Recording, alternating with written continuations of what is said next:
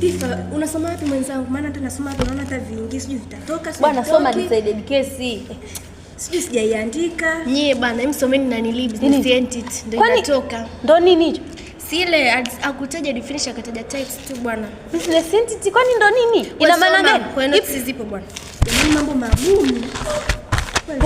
Notes sijaandika. Au zipo kwenye simu? Wewe, nitafutie. Sizioni. Na kuuliza wewe zimamoto mwenzetu mbona usome?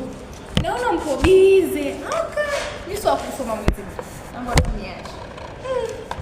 Mmesikia hayo? Si ya lecture. Si ya wewe. Familia. Lazima wote sasa. Nimekuta. Hivi sasa wewe naye amekukuta wapi? Amekukuta wapi? Kutusani futu. Umesoma? Ushasoma, vimejaa kila siku unasoma. Hebu kwanza nyamaza. Wewe familia yako nani hapa? Si nyie jamani. Tangu lini wewe uko familia yetu? Jamani ndio lazima moto. Unaweza ukaenda. Uko vipi? Mambo nasi ni moto kati familia wanasema moto. Si pisi ya lecture. Hapo kwenye umbea ushakuwa udugu wangu soga.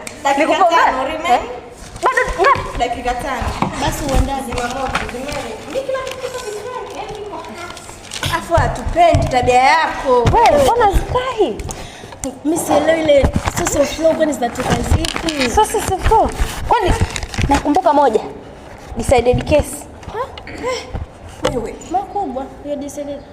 Nyie na mimba mnanichanganya. Ngoja hizo dakika zilizobaki. Wewe kama shike na nani bwana? Unataja vitu ambavyo havipo. kila mtoto akasoma mwenyewe. Mimi mwenyewe sielewi. Dakika 5 zilizobaki hizi kukomboa na nini nisipate sana. basi mwenyewe nasoma. Basi kasome mwenyewe nasoma mwenyewe. Vipi bwana hii? Kwani mimi siwezi kusoma peke yangu bila nyie. Kunyanya sana tu.